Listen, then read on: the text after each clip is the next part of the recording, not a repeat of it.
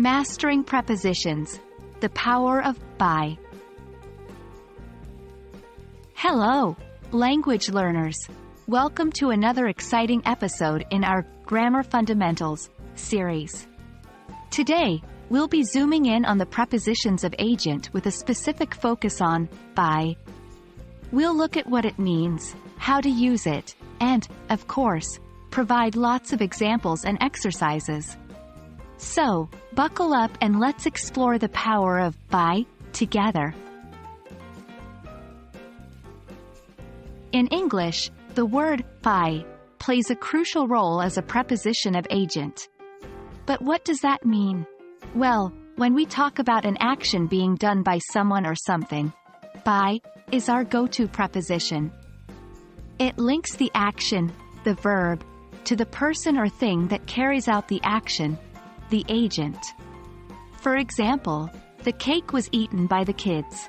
The kids did the action of eating the cake. Key takeaway: by is used to show who or what did the action when we are talking about passive voice sentences. Now, let's dig into some more examples to solidify our understanding. 1. The song was sung by Maria. 2. The letter was written by John. 3. The book was published by HarperCollins. In all these examples, the person or thing after by is the one who did the action. Time for you to practice. I'll give you some sentences, and your task is to convert them into passive voice using by. 1. Maria sings the song. 2. John writes the letter.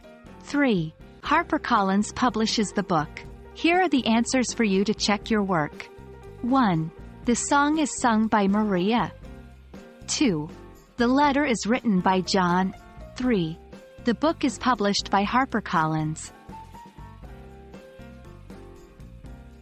Remember, by is only used when it's necessary or relevant to know who or what performed the action.